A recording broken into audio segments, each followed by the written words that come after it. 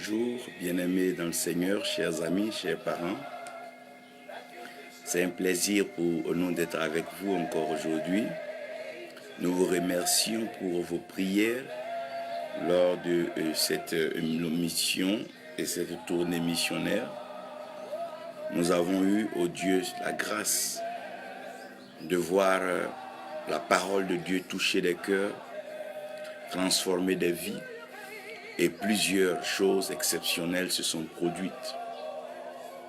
En termes d'exploits, nous pouvons dire que le Seigneur est fidèle et que sa parole est vraie pour toujours. Nous sommes rentrés par la grâce de Dieu au Burkina Faso, donc à Bobo-Dioulasso, où le Seigneur a bien voulu que nous soyons pour faire ce qu'il veut que nous fassions en un temps comme celui-ci. Nous bénissons le Seigneur pour donc notre frère Gatien Nzima, que Dieu te bénisse depuis Libreville. Nous avons aussi en fond sonore cette mélodie d'Andrea Ikush qui parle de la valeur, de la puissance du sang de Jésus. Et il dit que ce sang est tellement puissant, ce sang est tellement original, ce sang pur sans péché ne perdra jamais sa valeur. Ce sang est tellement puissant qu'il détruit toute forme de péché. Il va au plus haut même des montagnes pour aller sauver ceux qui sont égarés. Et dans la plus profonde vallée pour rehausser, sauver ceux qui sont égarés. De tout ce que nous faisons sur la terre, sachons une chose. L'ange de la mort qui a son programme passera. Mais là où l'ange verra la marque du sang, le sang de l'agneau, il ne pourra pas y entrer. Parce que le sang de l'agneau est le sang de l'amour. Et le sang de l'amour est plus fort que la mort. La mort est vaincue et la maladie également. Nous déclarons cela en ce mois glorieux, en ce mois merveilleux qui est le mois de juillet. Et nous croyons par la grâce de Dieu que vous allez entrer dans une saison nouvelle. Et dans cette saison nouvelle, vous allez progresser dans les exploits. Vous allez progresser dans les exploits. C'est le thème et c'est le message que le Seigneur nous donne donc pour ce nouveau jour, ce premier jour de ce nouveau mois. Comprenez avant tout que l'amour est le plus grand missionnaire et pèlerin de la vie. Parce que l'amour se déplace, l'amour se meut, l'amour s'élève, l'amour s'émancipe, l'amour se transforme, l'amour s'embrasse, l'amour se reçoit et l'amour a un parcours. L'amour de Dieu embellit notre vie chrétienne. L'amour de Dieu embellit notre marche et notre pèlerinage. L'amour de Dieu nous rend encore plus merveilleux. Stane Chansia, que Dieu te bénisse, que sa grâce repose sur toi. Nous sommes donc en train de parler de l'amour de Dieu qui est le plus grand pèlerin et le plus grand missionnaire. Tout ce qui se passe sur la terre se fait par amour. Et la seule raison pour laquelle le salut est consommé, c'est par amour. Dieu a tant aimé le monde qu'il a donné son Fils unique, afin que quiconque croit en lui ne périsse point, mais qu'il ait la vie éternelle. Je prie que cette vie éternelle soit notre partage, soit ton partage et le partage de ta famille, au nom de Jésus. Le message que je veux véhiculer par la grâce de Dieu, j'aimerais que vous me compreniez. Je pars d'un point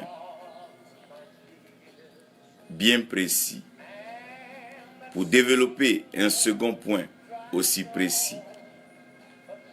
Et dans le troisième point, nous verrons encore que le mouvement que Dieu permet, Dieu le permet pour la bénédiction. Et vous ne devez pas perdre cela de vue. Que Dieu te bénisse, évêque Moshe. Que la grâce repose sur toi. Nous apprécions ces grandes œuvres que Dieu est en train d'accomplir. Donc, du côté de Pointe-Noire, dans le Congo. Continuez. Et donc, progresser dans les exploits. Donc, la joie de ceux qui partent est plus grande que celle de ceux qui restent. Que Dieu te bénisse, Rose, pour ton amour, ta présence et ta fidélité. Donc la joie de ceux qui partent est plus grande que la joie de ceux qui restent, mais la joie de ceux qui reviennent est plus complète. Donc la joie de ceux qui partent est plus grande donc, que la joie de ceux qui restent, mais la joie de ceux qui reviennent est plus complète. Donc, vous devez comprendre qu'il y a un mouvement d'aller, mais aussi un mouvement de retour. Mais le mouvement d'aller permet à celui qui part de découvrir certaines choses que celui qui reste ne découvre pas. Mais celui qui va aussi, lorsqu'il revient, il découvre encore des trésors qu'il n'avait pas pu découvrir ou explorer lorsqu'il était là. Nous bénissons le Seigneur pour son oint, son serviteur, un père dans la foi, le révérend Philippe Séblier, qui est en train de redynamiser l'église Réveil et faire bien sûr revenir la grâce et la faveur de Dieu sur cette congrégation et cette famille. Nous prions toujours que le Seigneur te soutienne dans ce travail de cette œuvre. Donc comprenez qu'il y a ceux qui restent, il y a ceux qui partent, et il y a ceux qui reviennent. Donc il y a ceux qui restent, il y a ceux qui partent, et il y a ceux qui reviennent. Si cela est compris, j'aimerais que vous reteniez ceci. Nous devons tous progresser dans les exploits. Vous devez progresser dans les exploits et tu dois progresser dans les exploits. Pour illustrer donc ce thème, regardez que lorsque Christ était au ciel avec le Père, pendant qu'il est resté avec le Père et qu'il restait avec le Père, la Bible ne fit aucune mention, de miracles, de signes, de prodiges, de manifestations, aussi bien que la parole était Dieu et la parole était avec Dieu. Donc ceux qui restent à la maison et qui demeurent dans la maison ne font pas d'exploits et ils ne progressent pas dans les exploits. Donc aussi longtemps que la parole reste avec Dieu, aussi longtemps que la parole elle-même, elle est Dieu, mais qu'elle demeure au ciel avec Dieu, cette parole-là ne fait pas d'exploit. Et cette parole ne progresse pas dans les exploits. Mais lorsque cette parole est faite chair, et que cette parole, elle vient parmi les siens, donc cette parole se déplace, cette parole fait un mouvement, cette parole vient parmi les hommes, cette parole commence à progresser dans les exploits. Cette parole commence à guérir les malades et cette parole commence à combler les cœurs brisés. Cette parole commence à restaurer la vie. Cette parole commence à éclairer ceux qui étaient dans les ténèbres. Cette parole commence à faire marcher les paralytiques. Et cette parole commence donc à ouvrir les aveugles, à donner la voix aux muets et permettre aux sourds d'entendre. Cette parole produit la résurrection parce que cette parole-là n'est pas restée où elle était. Mais cette parole s'est déplacée. Cette parole est partie quelque part. Donc, quand cette parole part quelque part, cette parole va accomplir des exploits. Et quand cette parole va accomplir des exploits, sa joie sera toujours plus grande que la joie de ceux qui sont restés. Maintenant, cette même parole qui est partie, qui a accompli des exploits, lorsqu'elle revient, lorsque cette parole revient, elle revient et sa joie devient complète. C'est en cela que lorsque la parole retourne à Dieu, lorsque notre Seigneur Jésus-Christ revient dans la maison du Père, il est maintenant assis à la droite du Père et le Père lui demande de s'asseoir là jusqu'à ce qu'il ait mis tous ses ennemis sous ses pieds. Donc en ce moment-là, cette joie devient complète. Parce que la joie peut être grande mais pas complète. Quand on parle d'une joie grande, on parle d'une joie qui triomphe des problèmes, des adversités et des enmités. Mais la joie est complète lorsque ces choses-là sont neutralisées et elles n'existent pratiquement plus. Ça veut dire qu'on peut être en paix dans un lieu où il y a la guerre, mais ça ne veut pas dire que la guerre n'existe pas. Mais lorsqu'on parle de la paix complète, c'est lorsque la guerre en elle-même n'existe plus. La même chose, revenez voir le cas des 10 lépreux. Lorsque les 10 lépreux viennent voir le Seigneur, ils viennent le voir avec leur lèpre. Donc s'ils restent à côté du Seigneur, ils restent à côté du Seigneur avec leur lèpre. Donc il leur demande de partir. Donc la joie de ceux qui partent est plus grande que la joie de ceux qui restent. Parce que lorsque les 10 lépreux s'en vont, en chemin, il se trouve qu'ils vont faire des exploits et ils vont connaître donc le miracle. Et ce miracle-là, c'est le miracle de la restauration de leur peau. Et ils seront guéris de la lèpre. Maintenant, le seul lépreux qui va revenir, le Seigneur lui dira que toi, tu es entier, tu es complet. Donc la joie de celui qui revient est complète. Je vais utiliser cela encore pour vous donner une autre illustration avant de vous partager le message. Je veux parler un peu de l'Afrique comme étant un continent. Donc ceux qui sont en Afrique ont leur joie. Mais ceux qui partent de l'Afrique ont une joie plus grande que l'Africain qui est resté en Afrique. Quand nous parlons des Africains de la diaspora, quand nous parlons des Africains vivant en Europe, mais dans notre cas précis, je veux parler des Africains vivant aux États-Unis. Les Africains qui étaient en Afrique ont été déportés au temps donc de l'esclavage et de la traite négrière.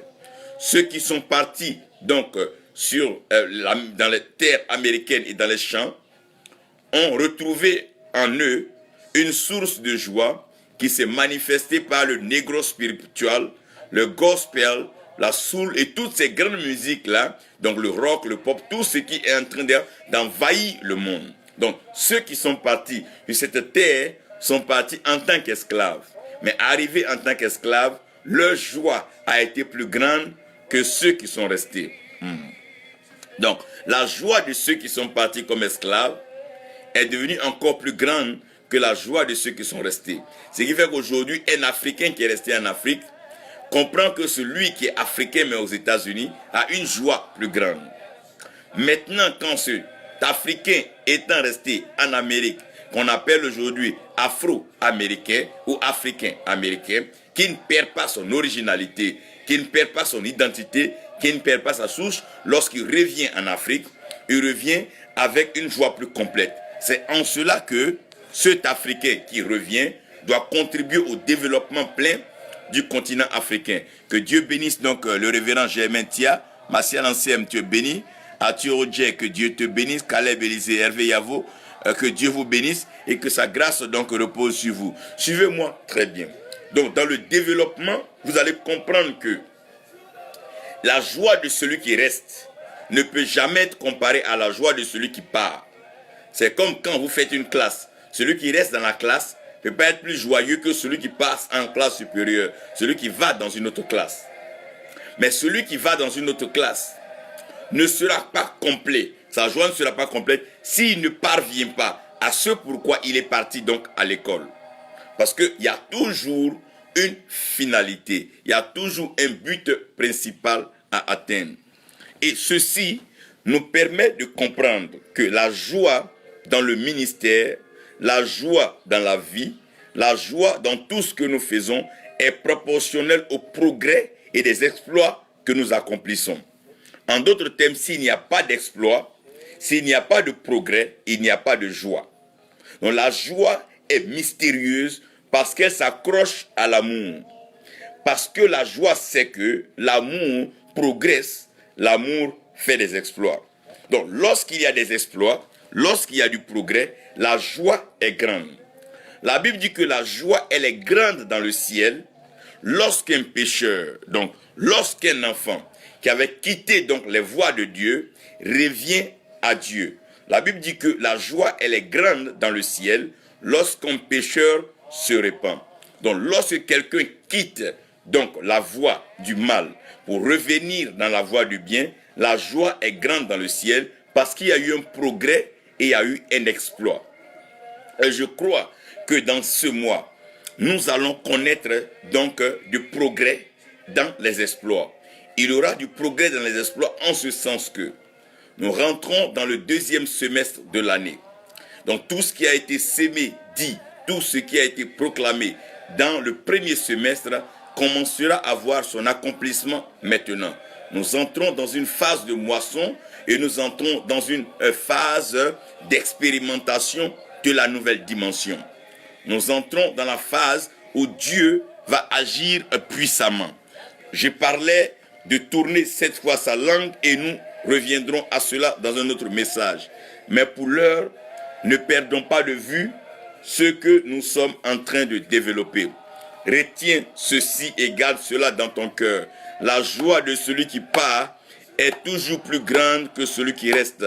Ne vous mettez pas sous des jougs étrangers. Ne soyez pas esclaves dans des relations et ne soyez pas esclaves dans des pratiques. Très souvent, Dieu permet le mouvement pour délivrer, pour libérer. Très souvent, Dieu permet le mouvement pour aérer et ouvrir d'autres champs d'opportunités. Très souvent, Dieu permet le mouvement pour nous permettre d'explorer d'autres horizons et d'avoir une vue plus ou moins claire et panoramique d'une situation que nous ne comprenons pas pendant que nous sommes dedans. Ne nous laissons pas tremper dans des idéologies politiques, économiques, sociales qui ne sont pas en phase avec la vision céleste. Ne nous laissons donc pas tremper dans des jus humains avec des pensées égoïstes, égocentriques. Non, nous devons aller au-delà de ça. Nous devons laisser l'amour nous conduire vers quelque chose de propre, de plus potable et de plus bon. C'est en cela que notre joie sera plus grande. Et si notre joie, elle est grande, il est question maintenant que nous revenons pour aider ceux qui sont restés. Parce que ceux qui sont restés aussi comme gardiens. Ils ont veillé sur certaines choses. C'est vrai, ils n'ont pas expérimenté ce que nous avons expérimenté de l'autre côté. Il est bien que ceux qui sont partis, qui reviennent, puissent aussi affermir ceux qui sont restés. Il dit alors à Pierre, lorsque tu aurais fait le voyage de la conversion, quand tu aurais compris que les choses n'étaient pas aussi cartésiennes, n'étaient pas restreintes à ce que vous appelez religion, quand tu vas comprendre la spiritualité, donc quand tu seras affermi, alors toi aussi affermis les autres, donc bâtis les autres. Quand tu seras affermi, alors viens et nourris mon troupeau. Ça veut dire que lorsque nous progressons dans les exploits et que nous parcourons donc le parcours de la foi, il est important que tout ce que nous allons acquérir, tout ce que nous obtenons dans notre marche, ne reste pas pour notre témoignage personnel, mais que cela vienne servir à bâtir une génération, à prendre encore une élite, à prendre encore des plus jeunes, une pépinière, la planter, l'arroser, à partir de notre expérience, encourager cette pépinière à prendre de la hauteur, à expérimenter sa propre voltige et revenir pour s'établir. C'est ainsi le projet de l'aigle. L'aigle qui va dans les hauteurs, qui emporte l'aiglon dans les hauteurs pour le déplacer du nid. Donc l'aiglon qui part du nid est toujours plus heureux que l'aiglon qui est resté dans le nid. Mais l'aiglon qui est parti et qui a appris à voler, quand tu reviens, oh mon Dieu, sa joie est plus complète. Pour pouvoir donc vous aider à comprendre cela, je vais vous soumettre des tests et ces tests vont nous aider maintenant à développer ce sur quoi je veux parler. Le premier test que nous avons bien sûr ici Genèse 1 verset 7. Nous bénissons ceux qui nous prennent en marche encore, Nicodème, Agovi, Guy Honoroto, que Dieu te bénisse, et prophétesse Judice Raivo. Tu es bénie maman, que Dieu te bénisse et que sa grâce soit sur toi et bien sûr ton époux Alain. Que Dieu vous aide à accomplir donc cette mission de combat spirituel dans ces derniers temps.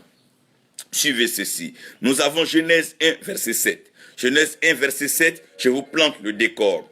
Dieu lui-même, lorsque Dieu crée les cieux et la terre, Dieu se rend compte que la terre en elle-même n'existe pas et le ciel est aussi en train de paraître. Donc l'Esprit de Dieu va se mouvoir à la surface des eaux. Donc l'Esprit va épouser. L'Esprit va donc s'adapter aux eaux parce que les eaux sont réelles. Dieu va séparer les eaux. Et quand Dieu va séparer les eaux, il y aura les eaux qui vont aller en haut et il y a des eaux qui vont rester en bas. Mais les eaux qui vont aller en haut auront une joie plus grande que les eaux qui sont restées en bas. D'ailleurs, c'est quand ces eaux qui sont en haut reviennent sur la terre que la joie de la terre est complète. C'est ce qu'on appelle la pluie. Quand on parle de pluie, on parle du retour des eaux qui sont parties en haut. Donc Genèse 1, verset 7, Dieu sépare les eaux et Dieu met les eaux en haut et Dieu met les eaux en bas. Donc c'est l'espace entre les eaux qui sont en haut et les eaux qui sont en bas que Dieu va appeler donc le firmament. C'est ce qu'on appelle le firmament, ce que vous appelez donc ciel dans votre appellation. Si vous lisez Genèse, ces choses sont bien expliquées. Maintenant, allons à Ésaïe 55. Ésaïe 55, si vous lisez bien sûr le verset 11, vous allez comprendre avec moi ce qui est dit. La Bible parle de la parole de Dieu elle-même. Et cette parole qui est de Dieu, elle doit partir. Donc, si la parole qui reste dans la bouche de Dieu, sa joie ne sera pas plus grande. Mais la joie est plus grande pour cette parole lorsqu'elle part de la bouche de Dieu. Donc, quand la parole part de la bouche de Dieu, sa joie devient plus grande. Donc, Ésaïe 55, verset 11, je vous lis. « Ainsi en est-il de ma parole qui sort de ma bouche. » Donc, la parole sort de la bouche de Dieu, elle part de la bouche de Dieu. Si la parole reste dans la bouche de Dieu et dans le cœur de Dieu, cette parole-là ne peut pas te procurer la joie. Mais elle te procure la joie lorsqu'elle sort de la bouche de Dieu et qu'elle vient à toi. Donc quand la parole de bénédiction est dans la bouche de Dieu, elle ne te donne pas de joie ni de paix. Mais quand cette parole sort de la bouche de Dieu, qu'elle vient à toi, alors elle t'apporte la paix et elle t'apporte la joie. Écoutez-moi bien. Et quand cette parole, elle est partie, elle aussi, elle a le droit de retourner. Elle ne retourne point à moi sans effet, sans avoir exécuté ma volonté et accompli mes desseins. Et le verset 12 dit, oui, vous sortirez avec joie. Donc la joie est avec ceux qui sortent, pas ceux qui restent. Écoutez-moi bien, la joie est avec ceux qui sortent et pas avec ceux qui restent. Vous serez conduits en paix. Les montagnes et les collines éclateront d'allégresse devant vous. Et tous les arbres de la campagne battront les mains. Et regardez un peu ce que le Seigneur est en train de présenter ici. Le Seigneur est en train de présenter un espace assez particulier où des personnes sortent d'une maison, une maison d'esclavage, une maison d'assujettissement, une maison je vais appeler du train-train quotidien, une maison donc d'habitude pour aller expérimenter quelque chose de nouveau. Dieu dit, voici, je suis sur le point de faire une nouvelle chose. La spiritualité n'est pas les habitudes religieuses, non. La spiritualité n'est pas les copies-collées religieuses. Celui-là fait, moi aussi je fais, non. La spiritualité, c'est la capacité que l'Esprit nous donne à nous émanciper par notre sortie, notre rencontre, notre expérimentation de quelque chose de nouveau. Et cette chose nouvelle nous procure la joie. Quand nous revenons maintenant, nous pouvons modifier, nous pouvons donc développer ce qui est ancien et ce qui est resté. Donc comprenez-moi bien ici. Et la Bible parle bien sûr de ce qui va se passer lorsque nous serons en train de sortir. La Bible parle même des montagnes et des collines qui vont acclamer. Quand on parle des montagnes, quand on parle des collines, on parle bien sûr des oppositions, on parle des géants qui se dressent devant nous. Parce que la montagne est aussi connue comme étant le lieu de la puissance de Dieu, mais la montagne aussi est connue comme le lieu d'adversité et d'opposition. C'est en cela que la Bible dit, à qui es-tu grande montagne devant Zorobabel? Quand on parle de la montagne, on parle de l'adversité, on parle de ce qui t'empêche de voir au-delà. On parle de ce qui ne t'aide pas à pouvoir donc voir plus loin. Donc c'est l'obstacle à la vision aussi qu'est la montagne. C'est aussi le lieu où on a du mal à pouvoir quantifier nos efforts parce que nous les perdons tous en escaladant la montagne. Mais la Bible dit que la montagne et les collines vont acclamer. Et la Bible parle des arbres, oh mon Dieu, les arbres, oh mon Dieu, les arbres qui vont acclamer, les arbres, les arbres. Ouf. Aïe, aïe, aïe. Les arbres, sont ces arbres qui acclament. Les sont ces arbres qui acclament. de peur qu'on parte ailleurs. Luc 15, lorsqu'on va lire le verset 1 au verset 31, on va comprendre que dedans, nous avons l'histoire du fils prodigue. L'enfant qui sort de la maison du père. Il sort de la maison du père avec sa portion d'héritage. Donc, il part tout joyeux, il part en acclamant. À un certain moment, il va se rendre compte que sa joie ne sera complète que lorsqu'il revient à la maison. On parlera alors du veau gras qui est tué et tout ce que vous savez, la meilleure robe, l'anneau et puis les souliers qui seront mis à ses pieds. Mais avant, bien sûr, que nous arrivons au cas du fils prodige, nous avons vu une femme qui avait perdu aussi une pièce. Donc une pièce a été perdue, donc l'argent est parti. Il y a eu un transfert, un mouvement d'argent. Quelque part encore après la perte d'argent que la femme va retrouver, dont la joie sera là, nous allons comprendre aussi qu'il y aura une perte de brebis. Donc une brebis va sortir de l'enclos, une brebis va sortir de l'héberge, comment on appelle, de la bergerie pour aller quelque part, et la joie du berger sera d'aller chercher cette berger et la ramener à la bergerie pour rendre la joie encore plus complète. Ayant compris ces tests-là, je pense que nous pouvons prier. Seigneur, merci pour mon frère, merci pour ma soeur, merci pour tous ceux que tu as bien voulu maintenir en ce moment pour écouter la voix, ô Dieu, que tu es en train de propager au travers de ton canal, ton serviteur. Je prie que toi qui es l'autorité spirituelle suprême, qui depuis les cieux règne et qui accomplit sa volonté sur la terre, je prie que cette parole puisse s'adapter, cette parole puisse être pratique, manifeste dans la vie de tous ceux qui sont au son de ma voix. Merci Père pour ta fidélité, au nom de Jésus. Amen. Tu pourras dire Amen et retenir ceci. Progresser dans les exploits. Progresser dans les exploits. J'aimerais que quelqu'un écrive cela et qu'il écrive « Je progresse dans les exploits ». Progresser dans les exploits est un message assez important. De nos jours, comme ça a toujours été depuis le commencement, parce qu'un monde sans progrès est certainement un monde sans exploit. Parce que les exploits sont liés au progrès, de sorte que celui qui progresse fait des exploits. Et celui qui fait des exploits est directement reconnu, accepté et approuvé. Donc nous tous, étant partis de Dieu, sortis de la parole de Dieu, étant des êtres célestes, conçus par l'Esprit de Dieu, formés sur terre, Dieu nous emmène sur la terre pour progresser. Donc la conception du progrès est déjà en l'homme qui est à l'image et à la ressemblance de Dieu. C'est en cela que l'homme naît et progresse. Donc dans le progrès de l'homme, l'homme était couché en tant qu'un bébé, arrive un moment à s'asseoir, se met à genoux, fait les quatre pattes et l'homme se lève pour marcher. Ça c'est un progrès. Et ce progrès est clair que l'homme aussi dans ses progrès manifeste des exploits. Daniel dit, ceux qui connaîtront leur Dieu agiront avec fermeté et ceux-là accompliront des exploits. Mais l'exploit provoque aussi des mouvements, des déplacements, des mutations, des changements. Et ces changements, ces mutations, ces déplacements sont très souvent mal compris, mal enseignés et mal approchés. Mais j'aimerais que vous sachiez que tout commence quelque part. Tout ce que vous voyez aujourd'hui a commencé quelque part.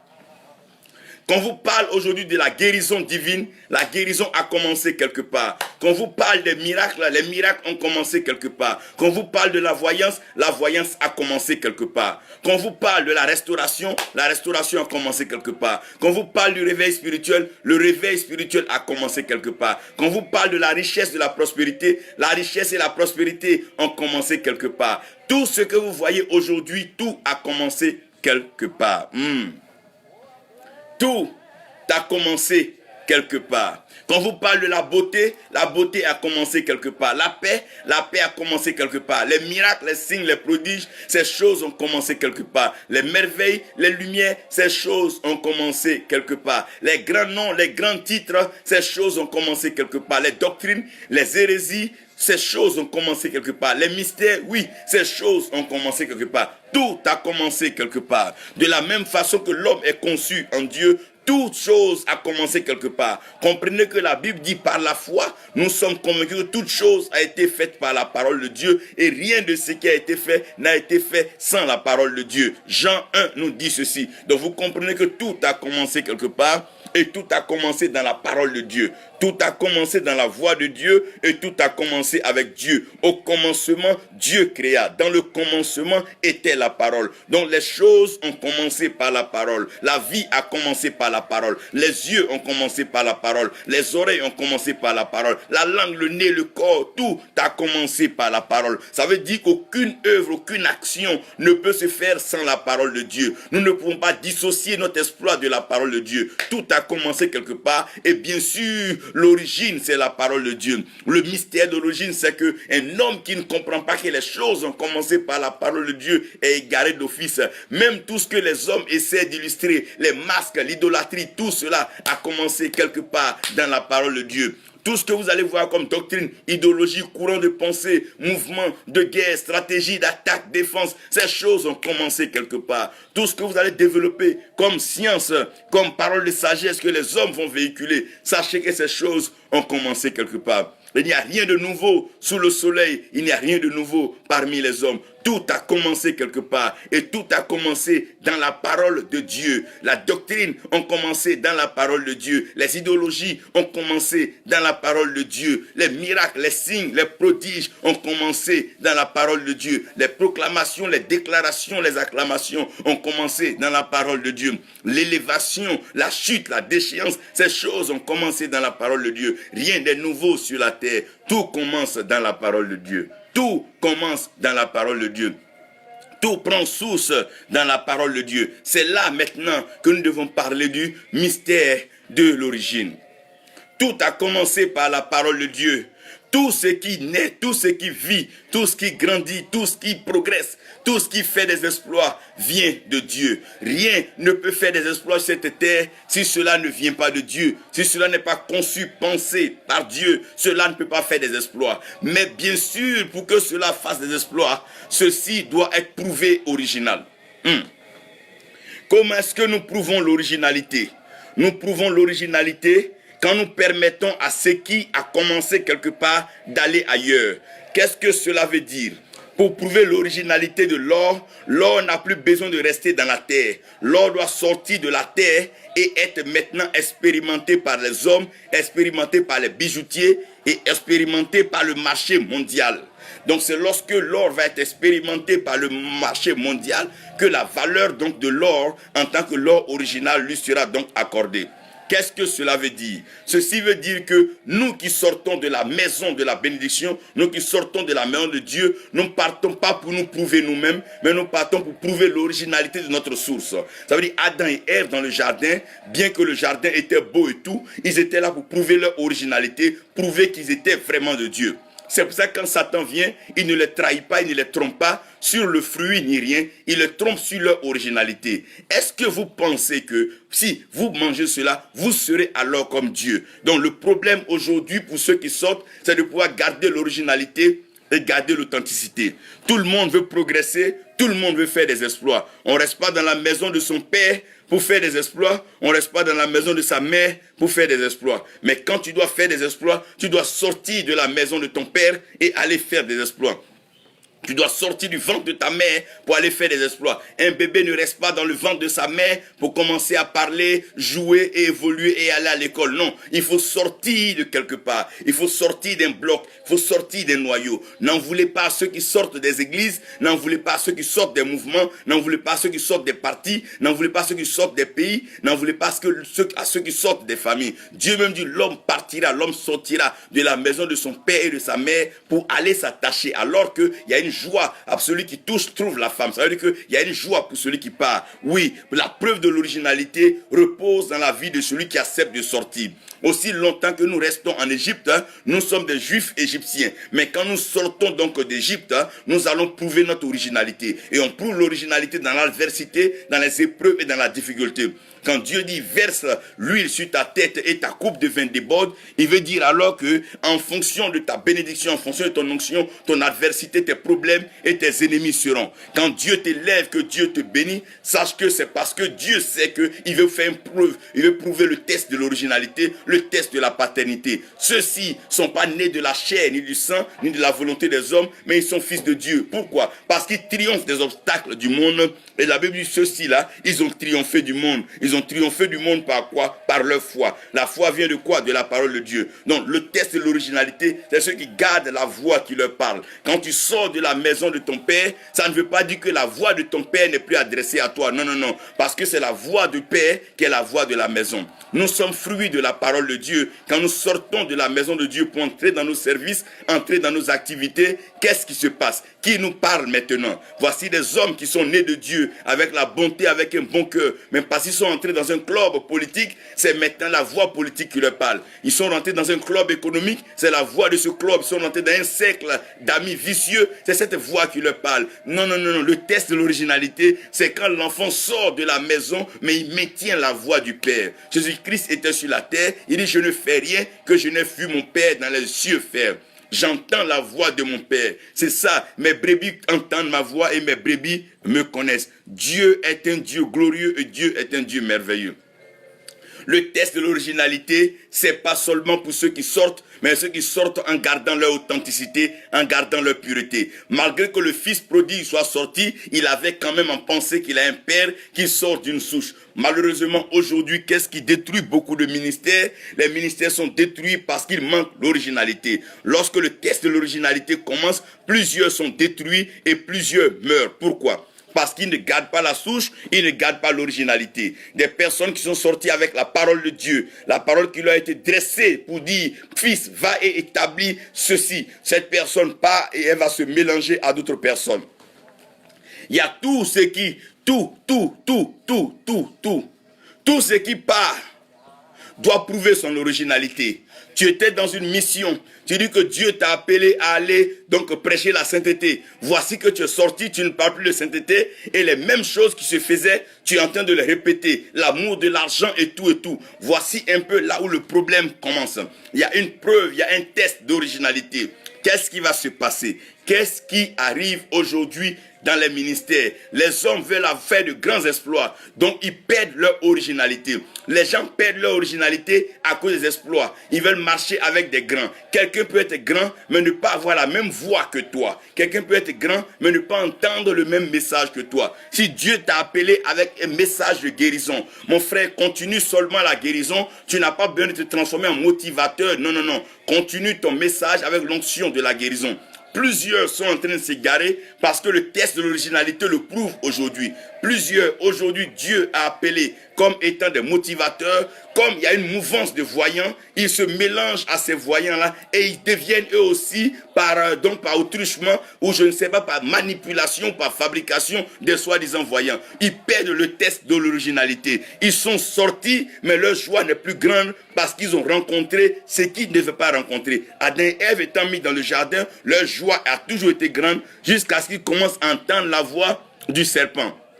Écoutez-moi bien, le serpent est un animal qui fait la mutation de sa peau. Le serpent peut changer sa peau à tout moment, mais l'aigle enlève ses plumes et laisse les plumes repousser. Écoutez-moi bien, il y a des gens qui sont prêts à changer leur peau lorsqu'ils se trouvent devant des gens. Toi qui étais prédicateur hier de la sainteté, te voilà aujourd'hui prédicateur de la prospérité et tu deviens un homme maintenant qui organise des conférences de recherche d'argent. Où vas-tu vers la fin? Tu ne pourras pas t'en sortir, il y a un test d'originalité. Toi qui disais que Dieu t'avait appelé prophète, tu as laissé la prophétie et l'oracle de Dieu, te voici maintenant en train de te promener, chercher l'argent ça et là. Où est passé le test de l'originalité? Non, non, non. Tous ceux qui sortent, tous ceux qui partent, ils partent pour un but, pour aller prouver l'originalité. C'est parce que Dieu t'a conçu à la maison comme prophète pour les nations, que Dieu te révèle aux nations avec la grâce de la prophétie. Jusque-là, Jean baptisait d'eau et Jean se nourrissait dans un système original. Mais le jour que Jean rentre dans le palais d'Hérode, Jean change carrément sa façon de faire. Et malheureusement, sa tête est coupée. Il y a un test d'originalité. Tout ce qui part Prouve l'originalité. Tu es parti de ton pays comme pasteur. Tu es arrivé en France, aujourd'hui tu es devenu prosénète. Tu es parti de ton pays comme pasteur. Tu es devenu aujourd'hui gardien. Tu es devenu aujourd'hui restaurateur, menteur. Revenu maintenant, dealer de voitures, dealer de quoi? Non, tu es parti en tant que qui? Tu es parti avec la voix de l'oracle. Et écoutez-moi bien. Aujourd'hui, ce qui fait mal. Et pourquoi nous ne voyons pas les exploits que nos pères ont vus? Parce que nos pères ont prouvé leur originalité. Shadrach, Meshach, Abednego ont vu l'exploit dans le feu. Parce qu'ils sont restés originaux, authentiques à leur appel. Ils n'ont pas voulu se prosterner ou changer de casquette ou de voix. Ce n'est pas parce que quelqu'un fait des exploits dans ce temps que tu dois forcément le suivre, t'attacher à lui, le prendre comme père, le prendre comme mentor, le prendre comme leader. Les exploits sont progressifs. Quand on parle de progressif, on parle de désordre. Ça part d'une étape à une autre étape. C'est pas qu'aujourd'hui on tue le plus gros et demain on devient malheureux. Non, les exploits sont progressifs. C'est comme un parcours scolaire, c'est comme un cursus scolaire. On ne saute pas le CP1 pour aller avoir le bac, revenir faire le CP. Non, non, non. Il nous emmène de gloire en gloire. Je vous parle de progresser dans les exploits. Je n'ai pas dit de faire des exploits dans un désordre, mais je parle des exploits progressifs. Les exploits progressifs, c'est lorsqu'on garde l'originalité, lorsqu'on garde l'authenticité. Si Dieu t'a appelé comme rassembleur d'âmes pour sauver les âmes, continue de faire ceci. Tu n'as pas besoin d'utiliser les astuces d'un voyant pour pouvoir rassembler les âmes. Non, tu n'as pas besoin de convoquer les gens sous une haute convocation prophétique, sachant que tu n'as pas ce mandat pour pouvoir restaurer les gens. Non, n'utilisez pas les thèmes pour pouvoir donc prendre les gens où d'autres disent faire le buzz. Ça n'a pas de sens. Dieu n'en fait pas. Dieu est un Dieu vrai. Dieu ne se sert pas du mensonge comme appât. Dieu est un Dieu de vérité. Dieu est un Dieu d'originalité. Il est fidèle à sa parole et sa parole ne change point. C'est sa parole que nous devons garder. Qu'est-ce que Dieu t'a dit? Toi qui étais un prédicateur de l'humilité, te voilà devenu un motivateur. Tu encourages les jeunes gens à s'engager dans des orgies, des pratiques maléfiques, sataniques. Amener les jeunes gens à aller souper, pactiser et convoiter l'or de Jézabel. Et les voici aujourd'hui, trimballant tout cet argent, toutes ces voitures, en train de mourir tous, portant dans leur sang, dans leur cœur, dans leur corps, des maladies incurables. Ces maladies sont venues tout simplement parce qu'ils ont quitté l'originalité. Quand tu quittes l'originalité, tu portes la maladie de la fausseté. Parce que l'originalité, c'est ta protection, c'est ce qui te garde, c'est ce qui te maintient en vie. Quand tu sors de l'originalité, oh mon Dieu. Le fils prodigue, le problème n'était pas qu'il sorte de la maison de son père, mais il est sorti pour devenir autre chose. Un homme débauché qui se livrait à toute forme de pratique maléfique, satanique, diabolique, charnelle. Voici, la joie de ceux qui sortent est plus grande, pourvu qu'ils demeurent dans l'originalité.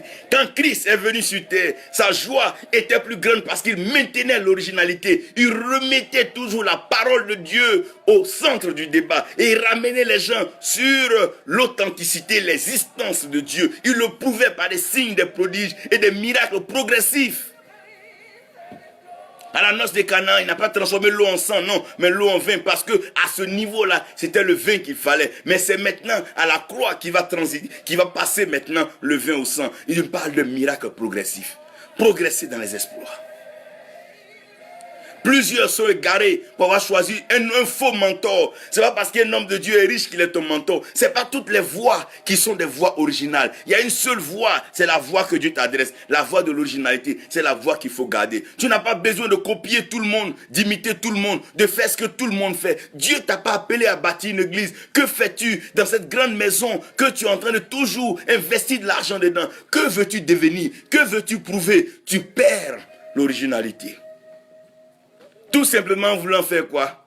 Des exploits. Comme ça, on dira qu'il a bâti un grand temple. Tu veux faire des exploits, mais tu ne progresses pas dans les exploits. Non.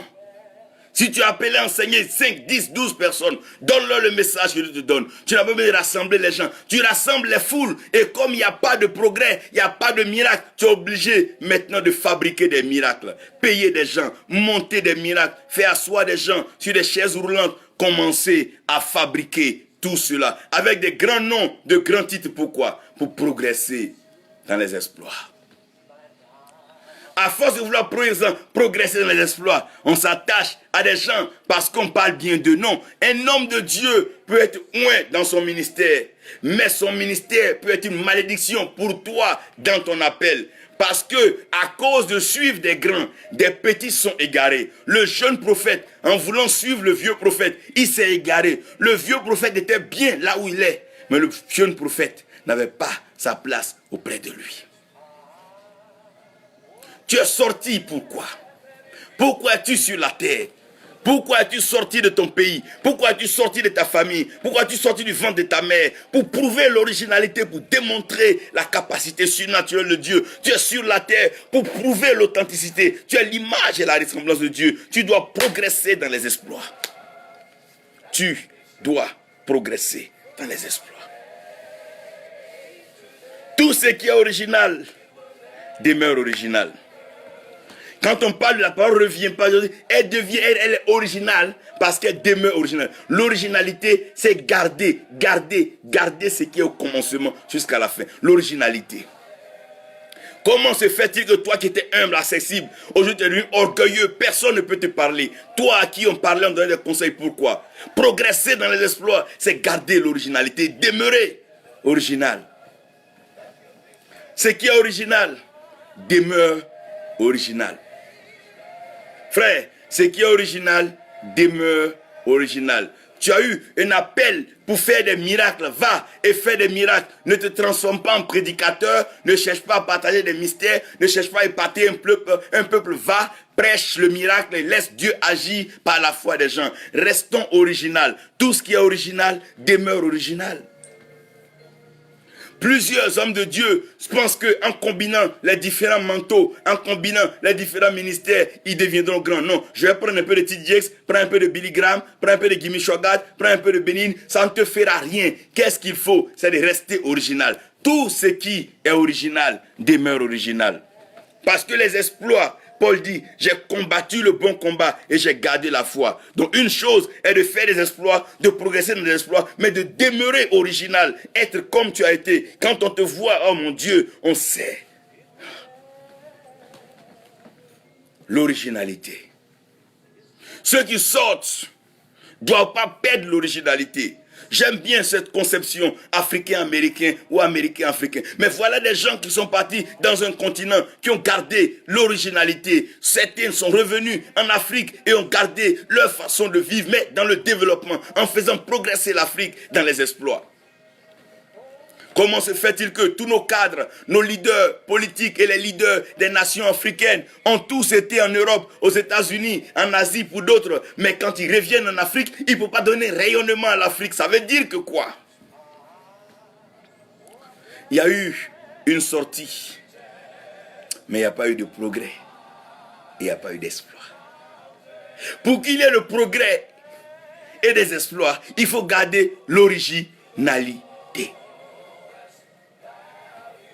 Tu ne pourras jamais connaître le progrès dans les exploits si tu ne gardes pas l'originalité. Si Dieu t'a appelé à chanter pour faire descendre sa gloire, pas parce que tu as chanté, il y a eu 10 000 personnes, que toi, un pasteur chante. Non, reste original. Reste original. Pour progresser dans les exploits, il faut rester original. Et le vrai problème de la création aujourd'hui, c'est les hommes hybrides, les hommes métis, les gens qui changent. Trop de mutations. Le serpent change, mue. C'est la mutation de sa peau. Mais vous devez rester original. L'esprit est original. L'esprit est authentique. Comme Dieu est saint, l'esprit qui vient sur nous, il est saint. Ce qui est original demeure original.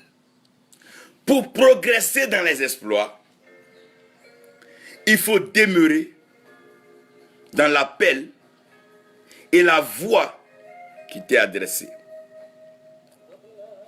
Lorsque Dieu t'appelle, la voix de Dieu qui s'adresse à toi, c'est la même voix qui va te conduire dans les exploits. Et cette voix va te conduire dans les exploits aussi longtemps que tu vas rester obéissant et soumis à cette voix. Parce que la voix de la maison est la voix du Père. Et la voix du Père est la voix du progrès. Et la voix du progrès est la voix des exploits. David dit à Goliath, je viens contre toi dans le nom de l'Éternel des armées, sous la voix de l'Éternel des armées. Élisée dit à Élie, Dieu vit, donc la voix de Dieu te parvient, toi aussi ton âme vit, je ne peux pas rester ici. Pourquoi? Parce que pour progresser dans les exploits, il faut rester original dans la voix que tu entends.